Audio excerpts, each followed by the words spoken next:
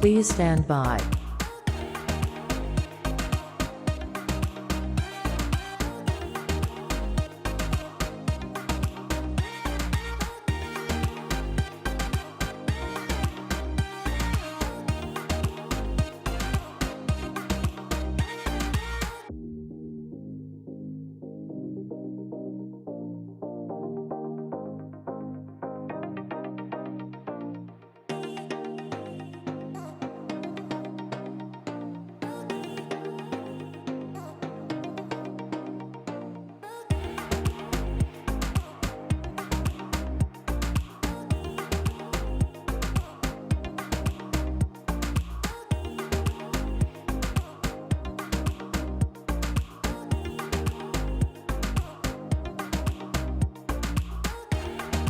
The stream will begin shortly.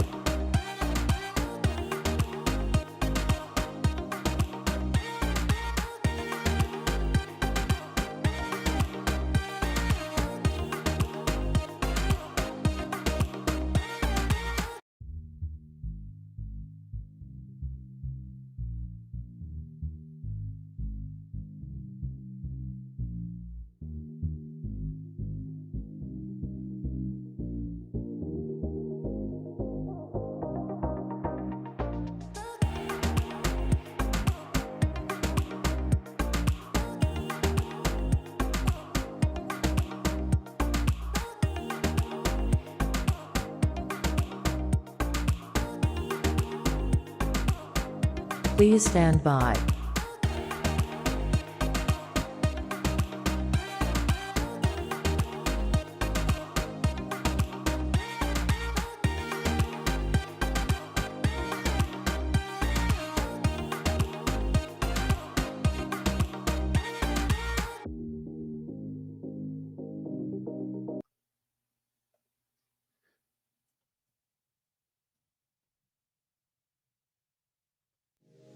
I'm Stephen John Drew from Better Podcasting, a podcast about podcasting. I don't like that guy. I'm Chris Farrell from the All Things Good and Nerdy podcast, a wacky weekend morning show, part of the Gonna Geek Network, just like the show you're checking out right now. Shows on the network are individually owned, and the opinions expressed may not reflect others. Find other awesome geeky shows over at GonnaGeekNetwork.com. This is the official GonnaGeek.com show. Each week, we run down the latest news and happenings in the world of geek. These are your hosts for the show, Steven, Chris, and SP.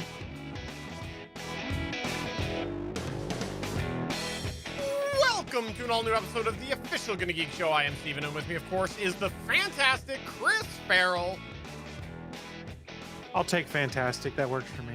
We've also got with us. He's returned. I don't know why, because let's be honest, things are probably better when he's not having to spend his time with us because we're bad company.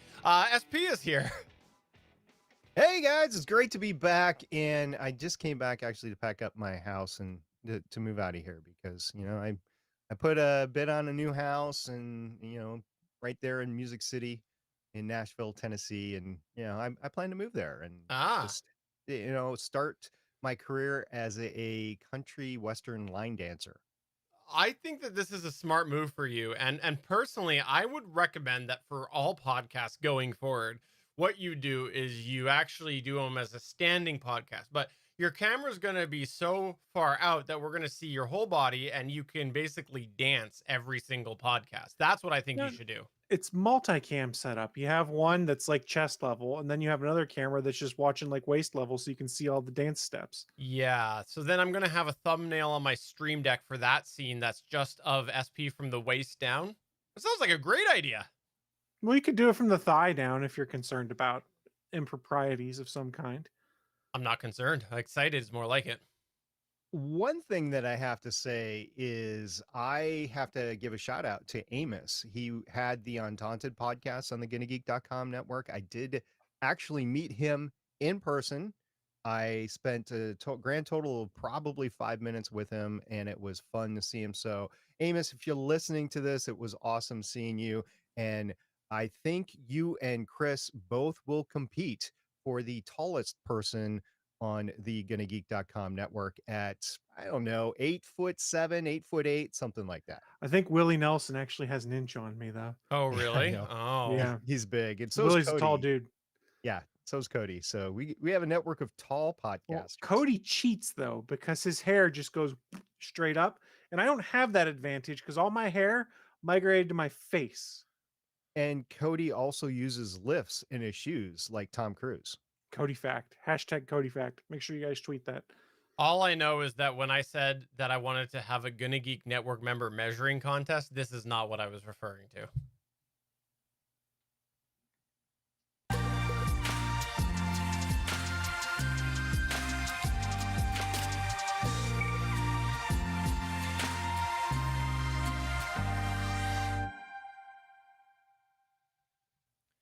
All right, let's start off with a full stack of news. Is that what we're talking about? We're going to have a full stack of news? Yeah, we are. We're going to start off with the full stack. While I was in Nashville, I kept on seeing these notifications come through, and I'm busy doing other things. And I've got my phone with me, and I'm like, oh my gosh, it's happening. It's happening. It's happening right now.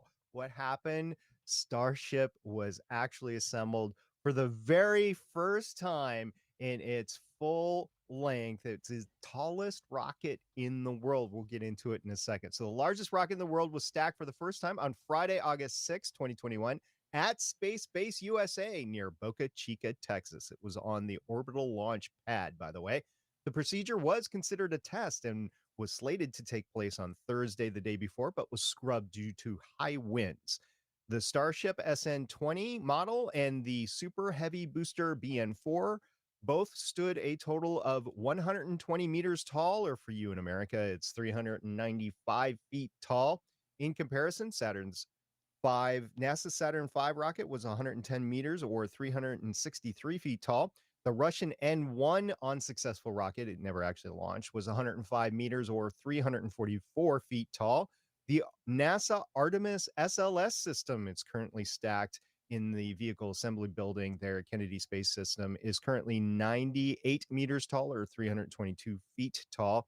And the Block 1B SLS, which is the longer extended version, will be 111 meters tall or 364 feet tall, all less than the Starship full stack of 395 feet or 120 meters tall.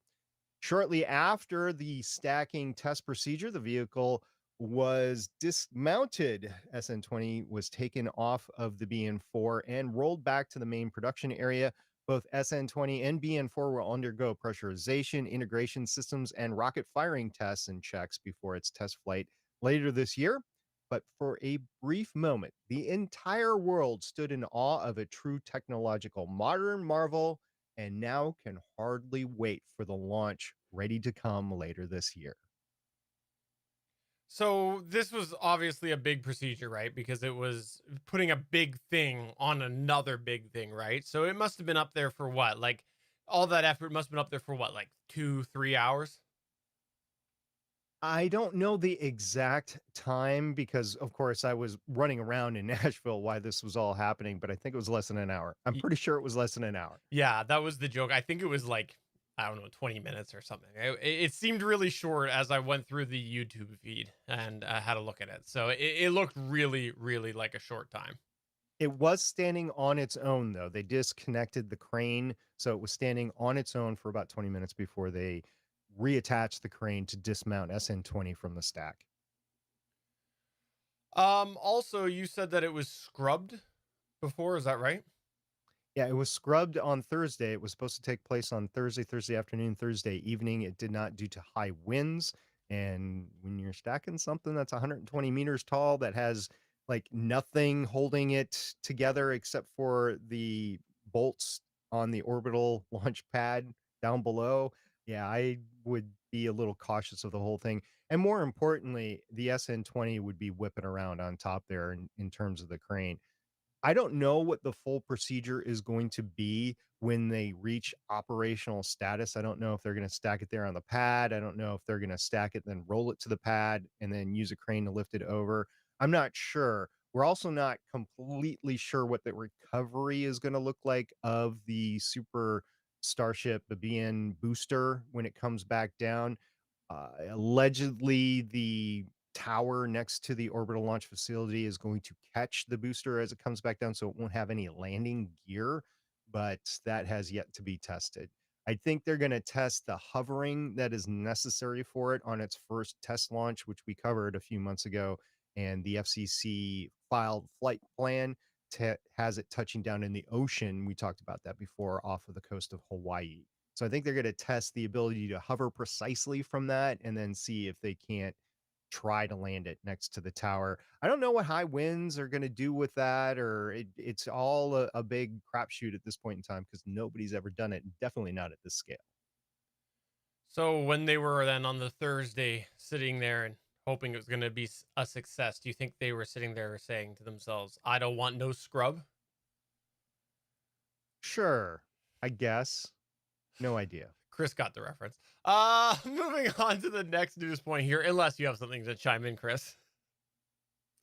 I had a point and then I lost it with the terrible No Scrubs song That's idea. I completely spaced out after that. No pun intended. Oh, nice. I like it. No pun intended. I realized after I said it. So, Chris, if you were to purchase a Model Y, would you feel comfortable with it launching on Starship? Sure, why not? Okay. Let's launch all the Tesla models into space and see what happens. Which one's in space again? The Roadster, Gen Oh, 1. right. That old thing. Who wants one of those?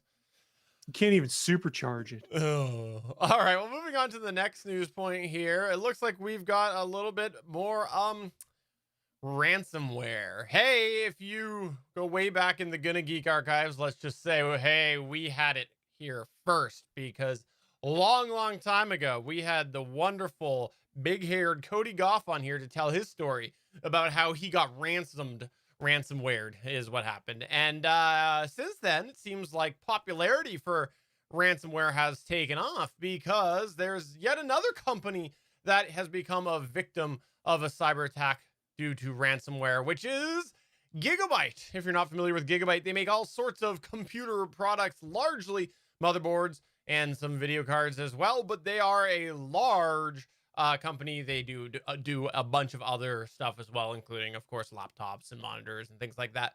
But yes, Gigabyte has been the latest victim in ransomware, which has apparently affected a few different areas of the site, because the hackers are claiming that they're going to release data from the company, including confidential documents with Intel, AMD, and of course American mega trends, if their demands are not reached or met, or whatever you say at this point here. But there are certain elements of the Gigabyte site that are currently down, such as the support section and people who are trying to access warranty information and download updates and get all of these other things that you often need to do when you are a production, or when you're trying to reach the website of a big computer part manufacturer.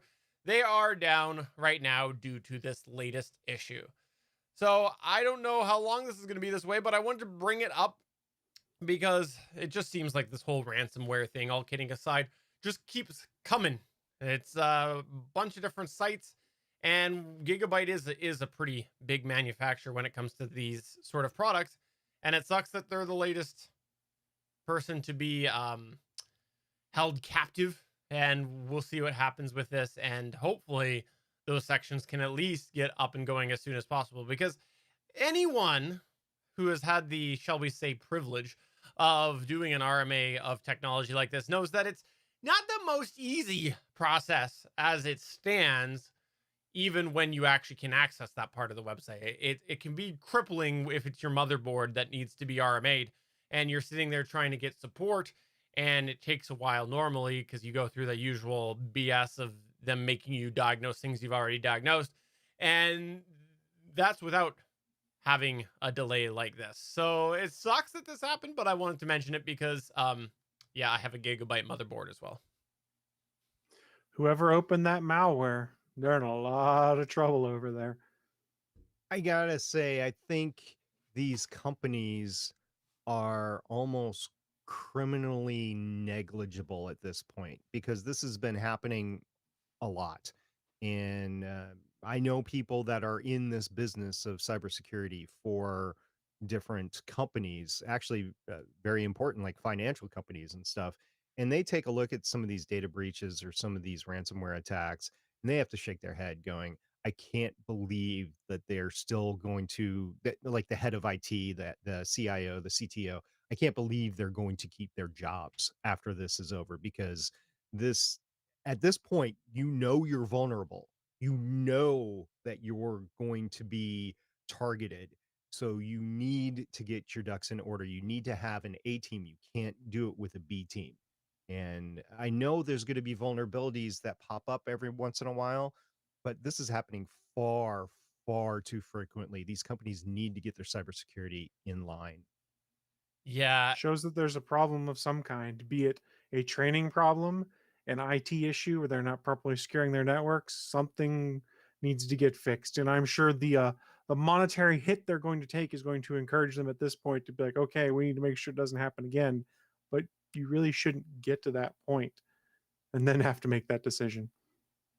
yeah, I can only imagine because, like, as it stands, the corporate workforce, there's a lot of IT security training out there and whatnot, but it's almost based off of dated practices as well because a lot of this stuff was developed a couple of years ago, and we know how much has changed over the last year, just in working conditions alone, but also just things being ramped up, and so I think that there does need to be sort of this refocus on company security and also not only company security but limiting sort of what is accessible by different people because the reality is with so much computer based stuff and so many people not being the most techie in the world, because you can guarantee there's a bunch of people working at Gigabyte that are working for a huge tech manufacturer but probably aren't really techies. They're maybe more in customer service and things like that.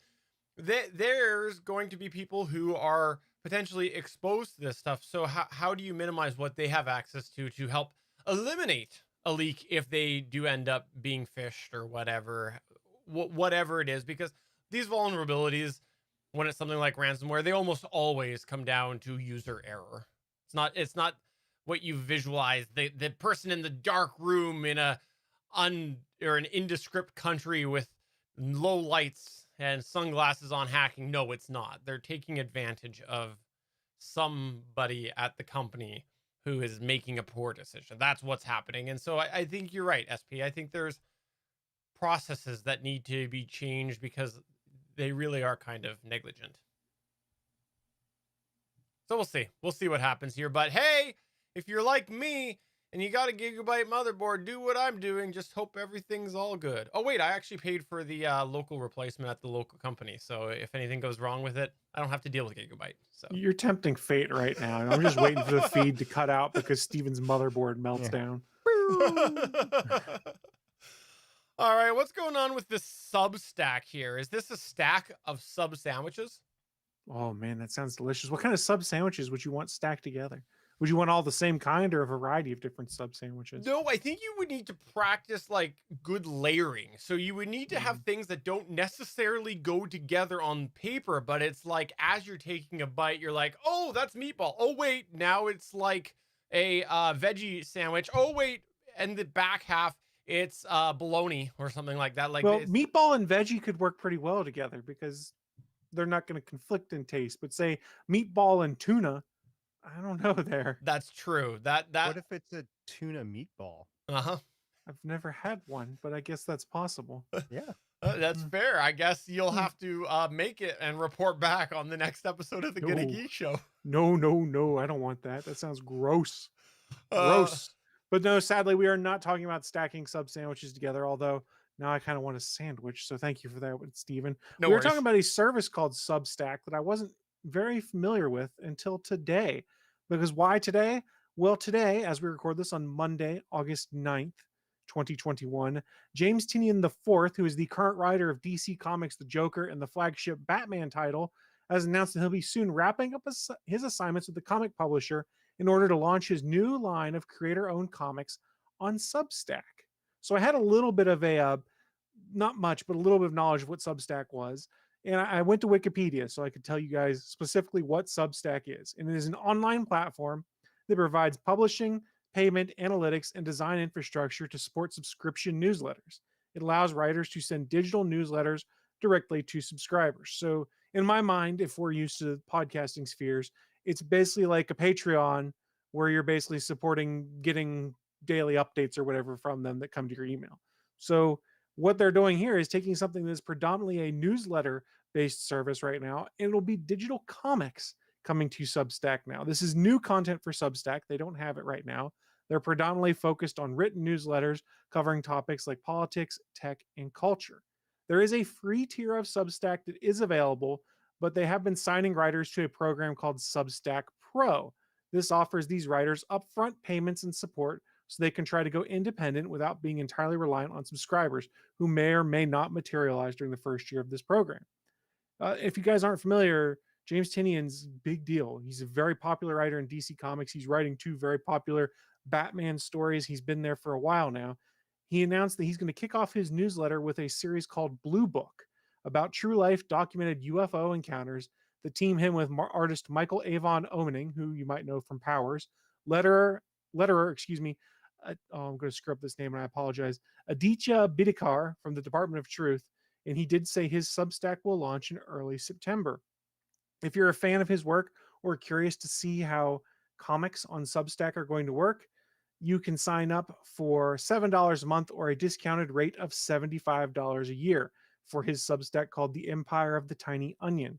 This plan allows subscribers to read Blue Box directly in their inboxes or on Substack website. It also grants them access to the full library of comics that he has planned for the platform. And he is not the only one. It was also announced today other writers such as Scott Snyder, who you may know from Batman, American Vampire, a variety of other works, is also going to be doing publishing direct on Substack.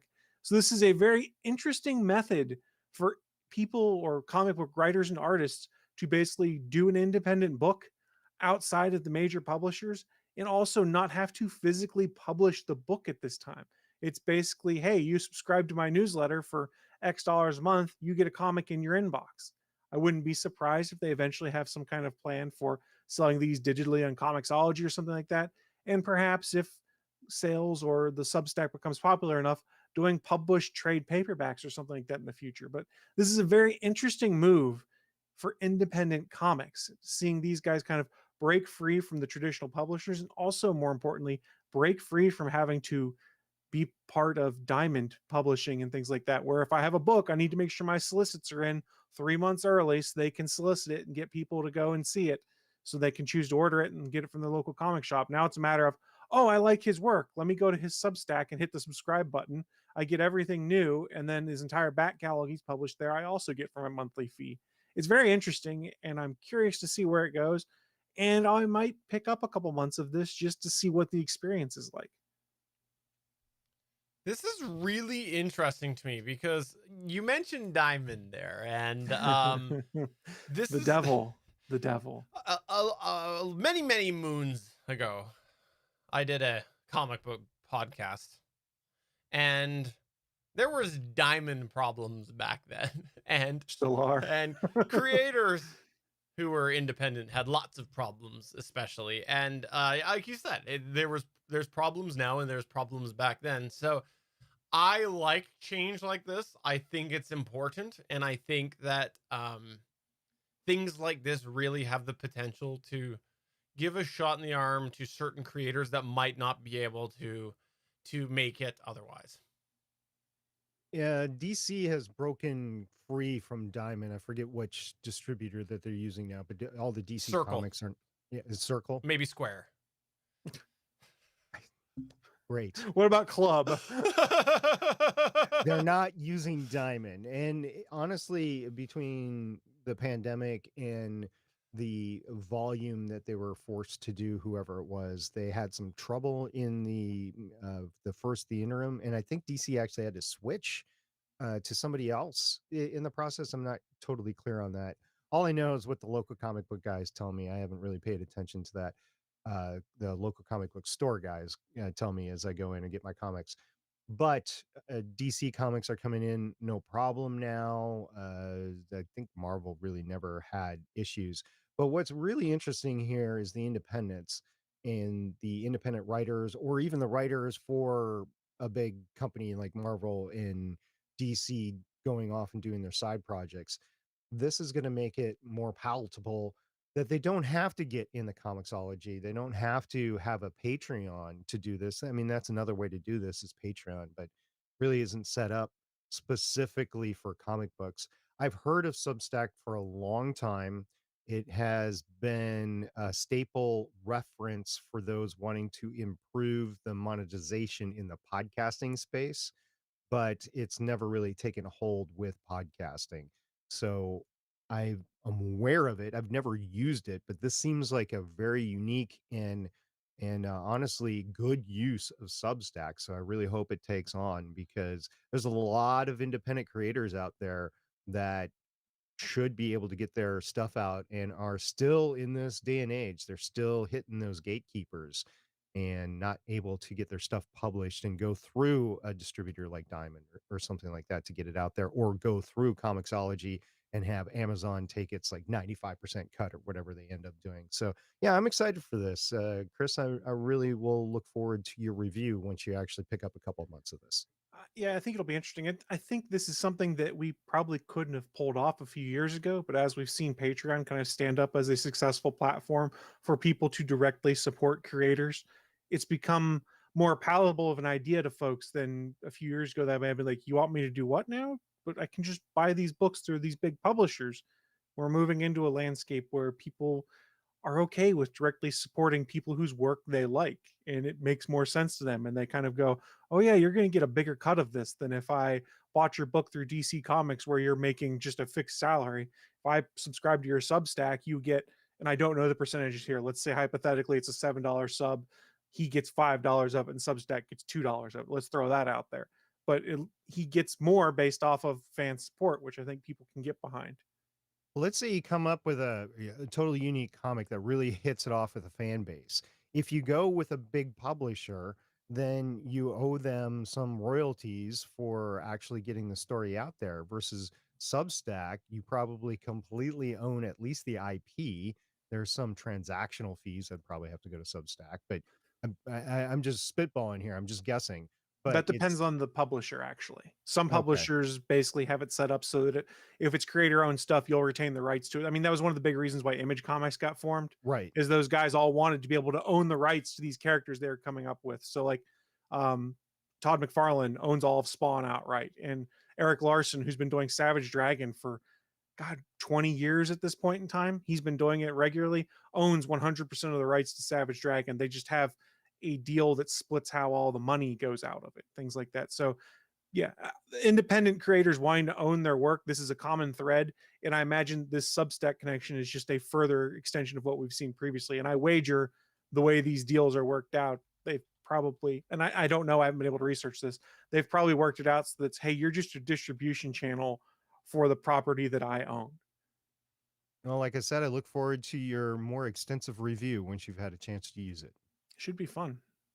The only thing that I'll say here is that clearly Substack, the name, has confused us, right? We started the whole segment pointing out the obvious confusion that is it's the name Substack.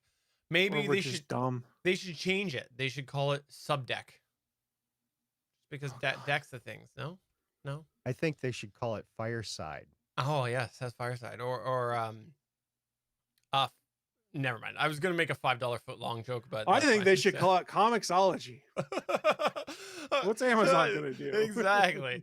All right. Well, moving on to the next news point here. We have some information about Boeing, or is it more like woeing? Actually, this is a continuation of your news story that you read off last week, Stephen. I read off So a story. You did. I don't It was read. it was, well, obviously, Yeah, but it Steven's was barely literate. We've discussed this before. it was about the International Space Station and the new Russian module, right? That came up there, and there was all sorts of havoc due to that. Well, something was impacted from that, and that was Boeing CST-100 Starliner woes, and it was supposed to launch its OFT-2 mission. Well, that didn't happen. So what exactly is going on? Well, the first line says it all. Boeing's troubles with its manned space capsule continue. Its OFT-2 test flight was supposed to take off on Friday, July 30th, 2021. However, problem with the new Russian module for the International Space Station and subsequently declared spacecraft emergency put the launch on hold. By the way, Stephen did an excellent job of the discussion of this in my absence last week. Now, the launch for the OFT-2 was rescheduled for Tuesday, August 3rd. In the hours before launch, Boeing discovered a, quote, unexpected valve position indications, unquote, in Starliner's propulsion system. So after attempts to resolve the issue on the launch pad, the decision came down to roll the Atlas V rocket and Starliner capsule back to the vehicle integration facility next to Pad Complex 41 at Cape Canaveral. At the time of this recording, the nature of the valve issue remains unknown. It is known that 13 valves were rendered inoperable in total, but since the issue was first detected, 7 have been brought back online. NASA, Boeing, and United Launch Alliance are still hopeful for an August 2021 launch of the Starliner OFT-2 mission to the International Space Station. The OFT-2 mission is a necessary test on the way to accredit Starliner for the human space travel to low Earth orbit. And don't worry, guys, the International Space Station is getting set to receive a Cygnus resupply mission here shortly if it hasn't already launched today. So they're going to get their delivery of their soup.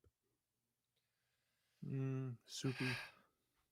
So, to be clear, this is another example of where Boeing is just way behind SpaceX and just seems to have things not going well for them. Well, SpaceX didn't exactly have success after success after success. I mean, they blew up a few starships along the way, right? Yeah. But this is something that they launched in December of 2019. It failed in low Earth orbit to fire its rocket to go up to the International Space Station in a transfer orbit. So they decided to go at it again. And I'm glad that this issue with the International Space Station occurred, because who knows what would have happened to Starliner if they decided to launch and then the valve issue appeared. So it's probably a good thing that they're fixing the issue. I hope they find the root cause of the issue. It seems like it's software to me, but I hope they find the root cause of the issue and that they're able to fix it so that not only OFT-2, but the first crewed mission also is successful, because I would hate for that not to be successful. Did they try turning it off and back on?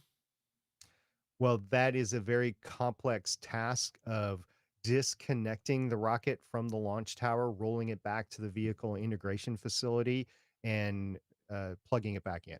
Well, as a level 1 tech, I will ask you, can you please turn it off and back on before we continue? I think that's what they're trying. Well, until you've done that, I can't help you any further. This is my Dell customer service impression, by the way. I mean, some random company customer service impression, by the way. All I know is those software engineers are sweating right now. Be like, uh-oh, did we do this? Oh, crap. And everyone's digging through that code. Be like, what did we screw up? What did we screw up? Oh, crap. Yeah, and oddly, it's very similar to the Russian issue, because that was somewhat software enabled too, right? With the module, all that problems. Also, I discussed this in chat in the Discord server, which you can find at guineageek.com/Discord. But the OFT-2 flight, the Boeing CST-100 Starliner, is launching atop an Atlas V rocket. The Atlas V rocket is a rocket from the United Launch Alliance, United Launch Alliance, which is a combination of Boeing and Lockheed. The engine that they're using for the Atlas V is a Russian RS-25 rocket engine. So even if the Starliner is going to bring humans up to the International Space Station, it's still being launched with a, wait for it, Russian rocket. Da, comrade.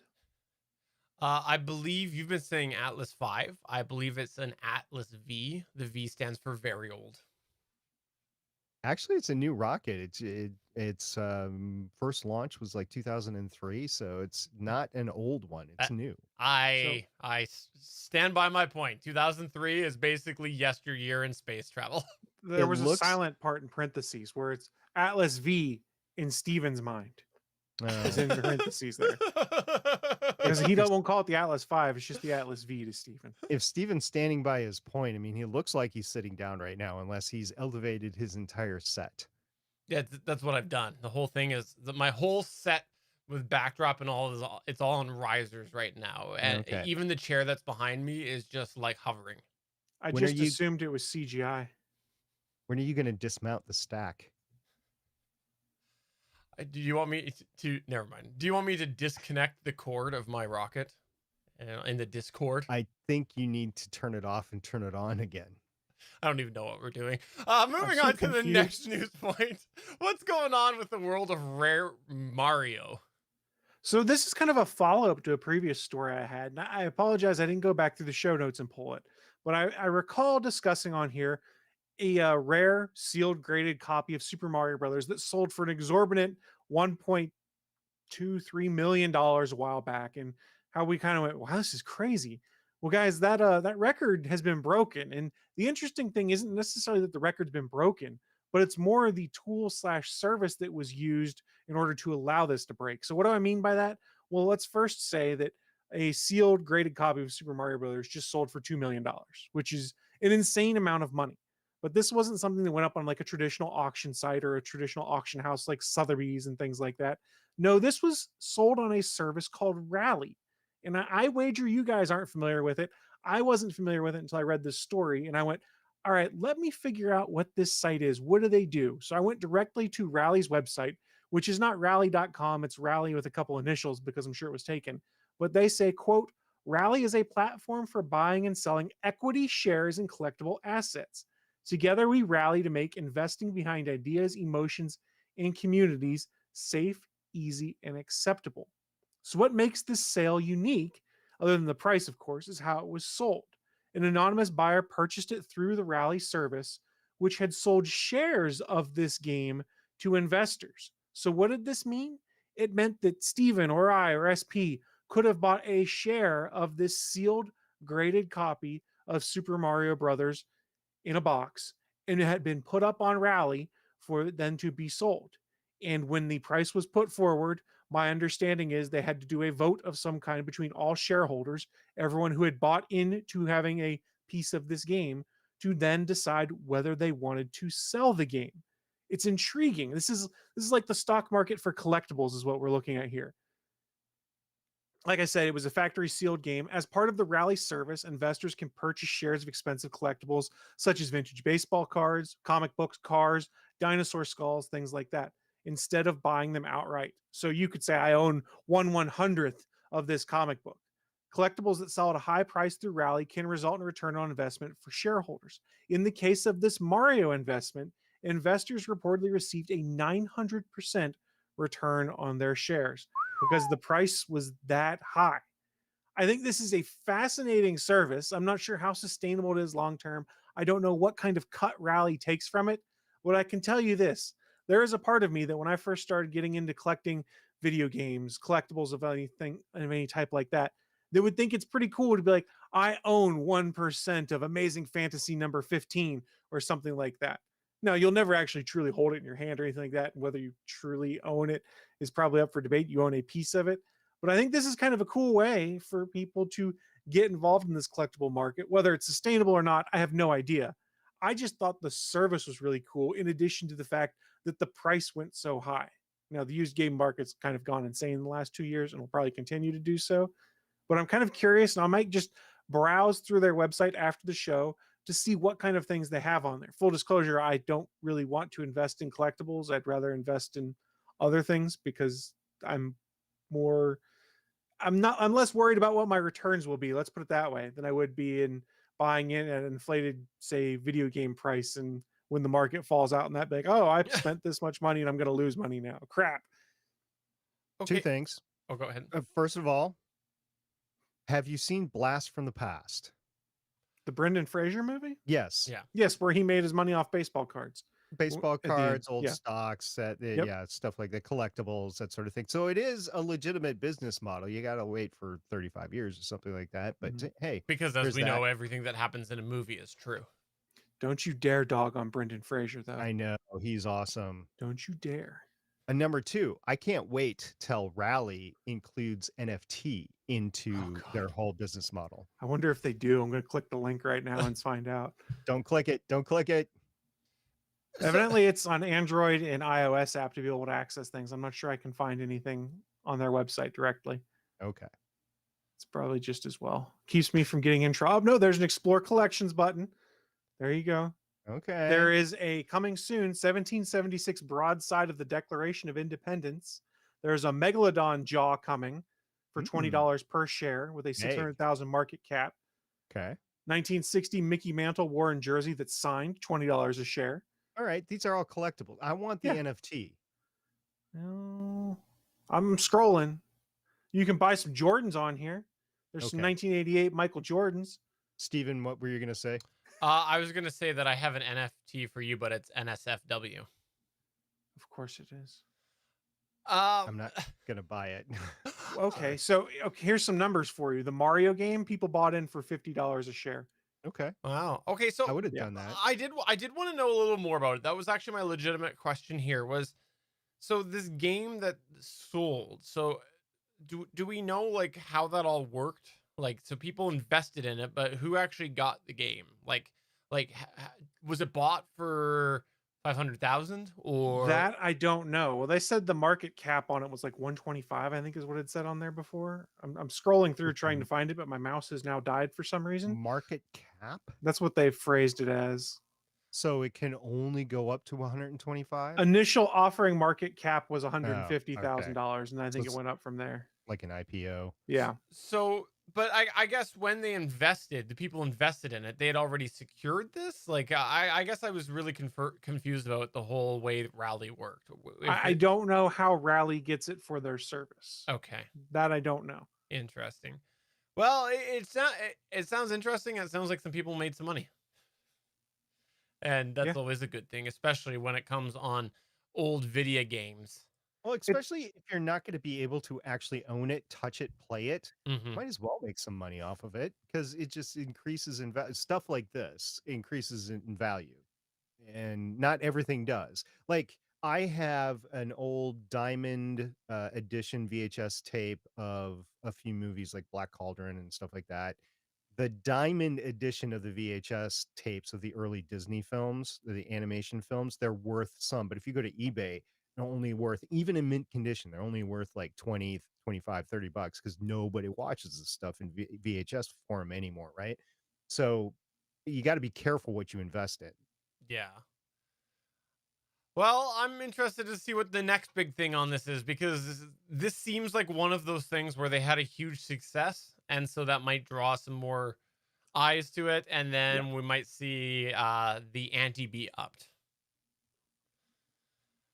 But that's going to go ahead and take us towards the end of the show. But before we go, I want to just mention something here. Something really weird that I feel like Chris can give me some insight into here. So I mentioned before, my kids like to play video games. They do like to play some video games. And one of those video games, are you annoyed with it yet, is Fortnite. They do enjoy playing Fortnite. And they got really excited because, quote, Ariana Grande is going to be there tomorrow. Now, keep in mind, my kids don't really know who Ariana Grande is, but they heard songs by Ariana Grande before.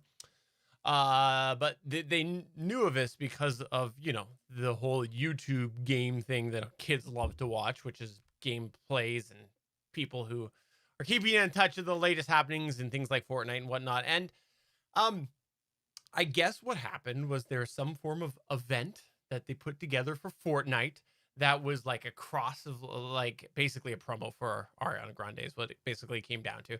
And I found that an interesting collaboration because obviously it's a marketing venue for a singer. And I don't know, I think someone called it like a virtual concert, even though it wasn't, or something like that. But it was just an interesting mashup to me of those two things. And I was very confused about why they would, like, a singer would choose to promote through something like Fortnite. There's a lot of people that play that game, and they are very aware of who the demographics are.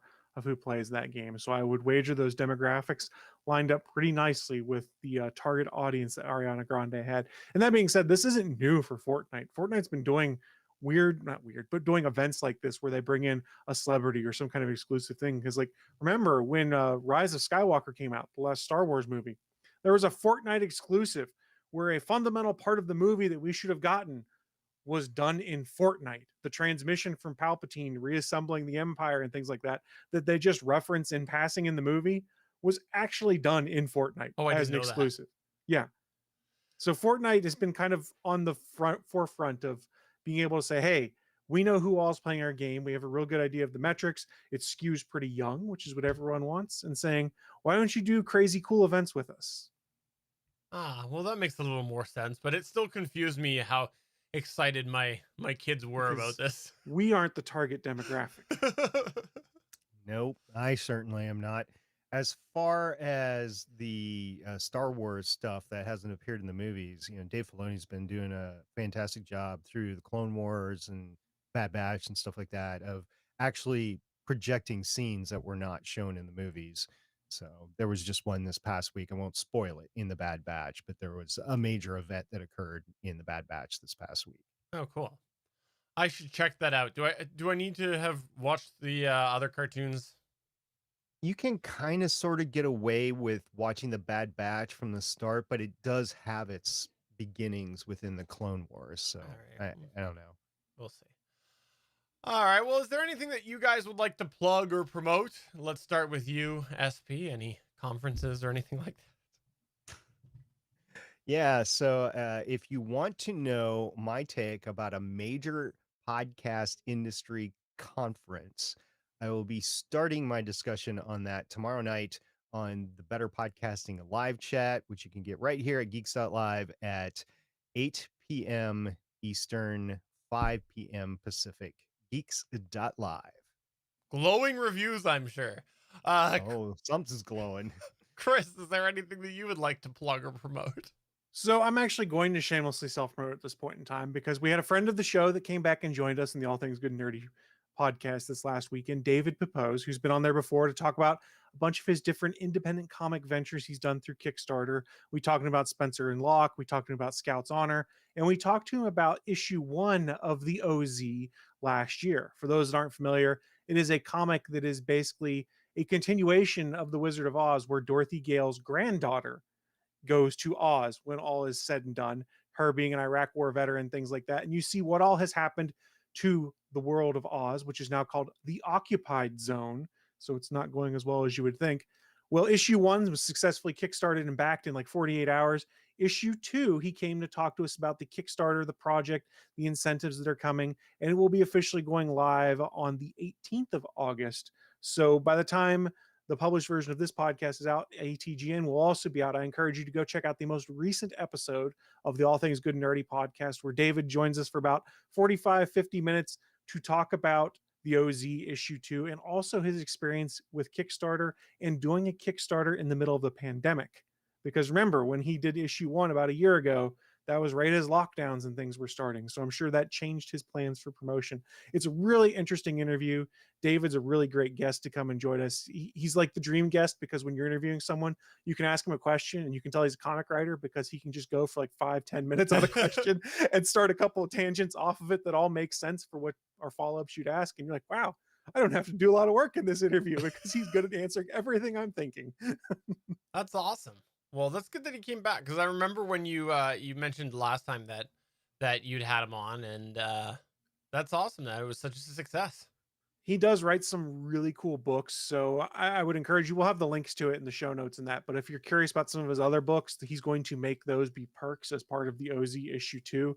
His book Spencer and Locke is fantastic, which is kind of an adult take on Calvin and Hobbes, where Calvin is a police officer, real traumatic childhood, and you find out that Locke, in this case Hobbes, is part of his imagination, but they do a real good job of pulling things together. Spencer and Locke is a really, really good read. Awesome. And you can check that out on All Things Good and Nerdy, which is available on the Gonna Geek Network or at atgnpodcast.com. One of these days I'll set up some sound effects somewhere so I can actually make that booming. I'm not doing it in editing. It's not happening. That's fair. Note 7 Watch 2021. Shing! I think we need to find a Note 7 just so that we can turn it on and see what happens. I don't think they exist anymore. This is a challenge. is Note 7 Watch 2016. Oh, I'm old. 2016, man. That gag is 5 years old. I know. Oh, no. And they're not even making one this year. I don't think they're making one again. That's what we Neither do here nor here, there. here on the Gonna Geek Show is we drive a joke into the ground and then we keep going further. We bring it back when you least expect it. Because let's be honest, in 2021, did anyone expect the Note 7 watch to come back? If No. they did, they're lying. It's podcast dirt, ladies and gentlemen. Podcast dirt. All right, so for episode number 387 of the official Gonna Geek Show, I'm Stephen John Drew saying, yeah, check out all of the awesome podcasts, including ATGN, over at GonnaGeekNetwork.com. I'm SP saying check out Legends of S.H.I.E.L.D. We've got a Marvel What Ifs coming up. It's going to be fun. Good Lord, we're old when our gags are 5 years old at least. It's sad. It's so sad. Seriously, one of these days I should go through and put a clip show of all of us through the years. We're going to be like, oh, we got God. old. Oh, and Bye. I'm Chris, by the way. I forgot to say that.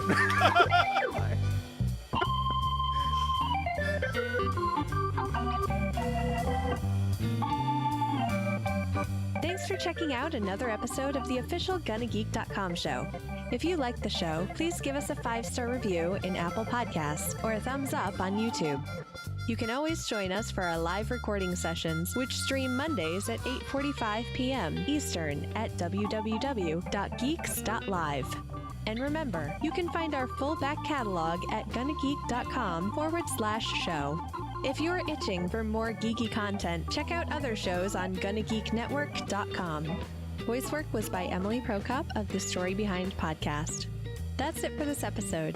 We hope to see you back again next week.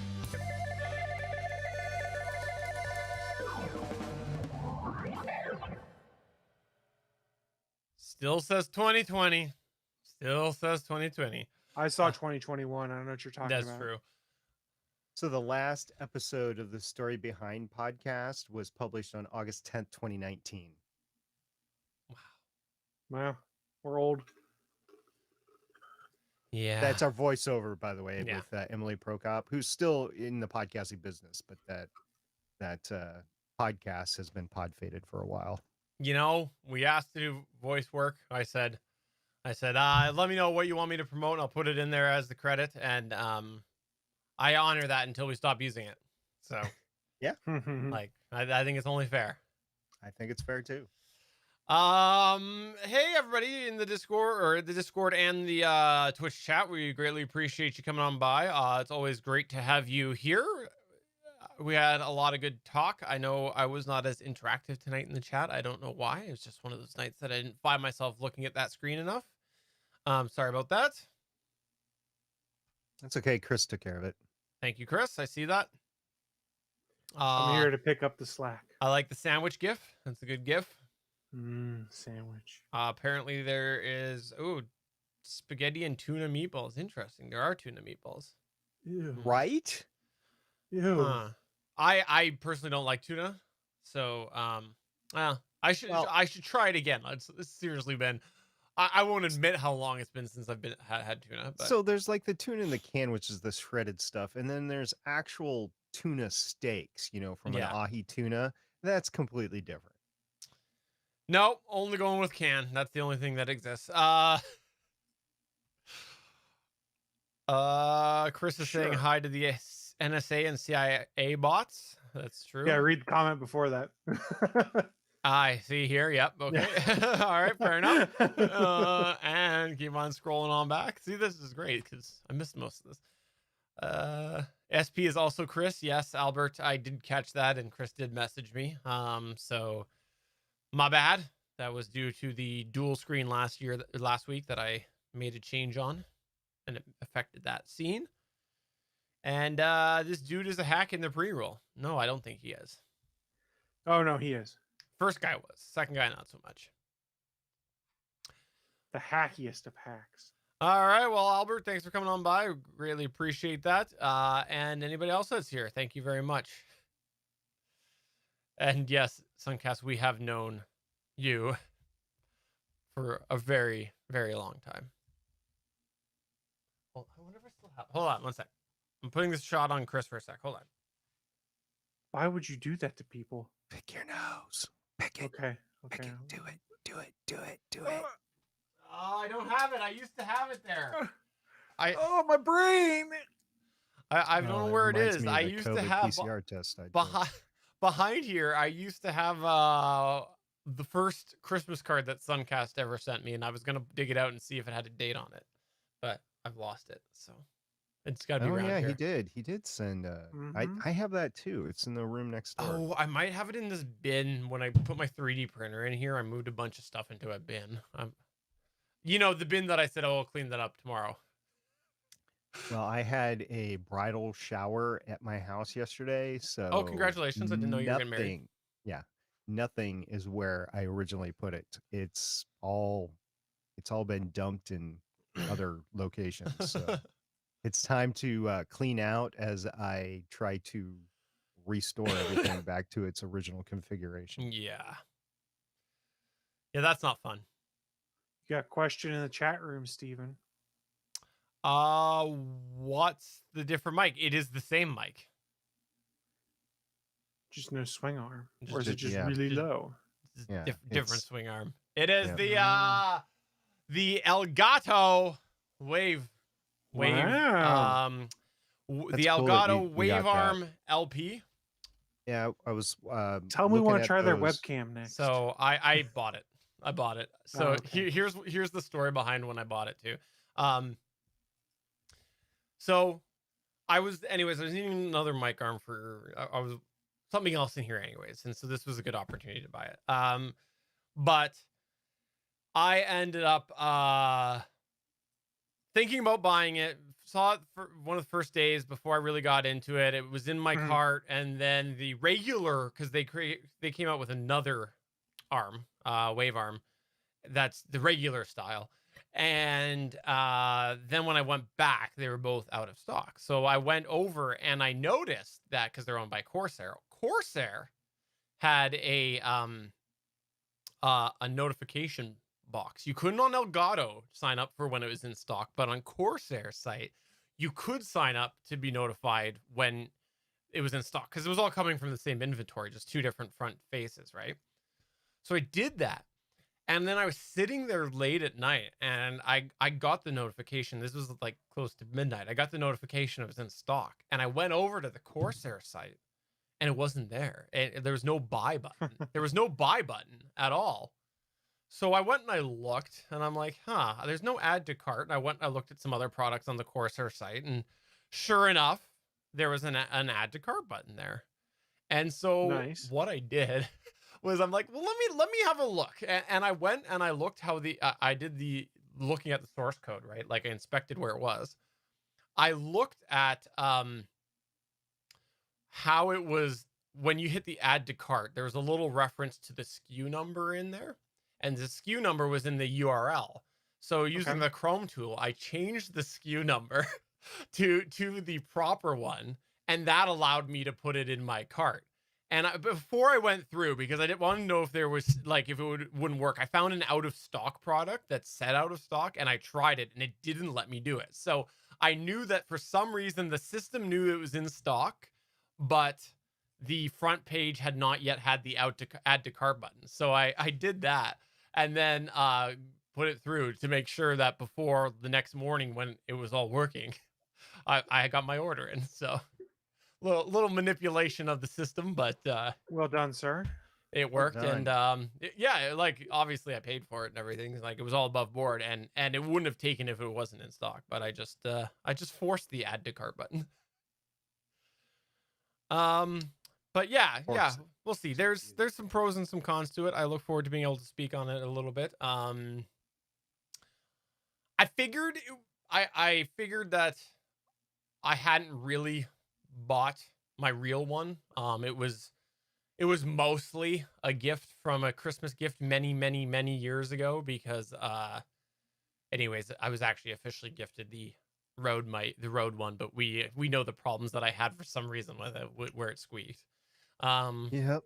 So it was actually largely a Christmas gift before, so this is kind of my first real mic arm that I've bought. I bought these other cheapo ones, right, that I've used for like cameras and stuff, but I wanted to give it a try because of the monitor setup and how I had it, and I wanted to see what I thought of it. And yeah, it's I got to give it credit in a few different places. There's a couple things that I think could be a problem, but we'll see. So yeah. Pretty cool. I'm glad you liked that Yeah. lock sport. I'm glad you enjoyed that. Yeah, it was HTML modification. So I'll probably I won't get in the weeds actually on better podcasting, but Or will he? will I? Or will he? And yes, Suncast, you should definitely send those out again with a 360. And 360 though, like above you, so we get like full Suncast. That's what it should be. So we'll miss like I think your head, but then we would end up getting like all around you, right? Isn't that how that would work? Maybe not. Maybe. All right, thanks everybody for coming on by. Have yourself a wonderful evening, and tomorrow Better Podcasting live chat will kick off at 8 p.m. Eastern time at Geeks.live. On Thursday, Legends of S.H.I.E.L.D. makes a triumphant return, yes? We'll be talking about What If. At 4 p.m. It will be 4 p.m. your time. Pacific, Yeah. 7 p.m. Eastern. Yep. Sunday, come for the All Things Good Nerdy podcast, which is at what time, Chris Farrell? 11 a.m. Eastern. That is 8 p.m. I mean 8 a.m. Pacific Holy time. crap. Big time zone difference here. And also, I heard that Chris Farrell's going to have an even bigger guest than last week. We'll have a guest, but I wouldn't say Oh, you are having a bigger, guest. probably of equal Oh, stature, that's awesome. because it's the same guest. No, because I'm sure someone has found them since last week. So there's someone new must have, thus they're bigger. They're technically bigger than last week. Bye. Bye.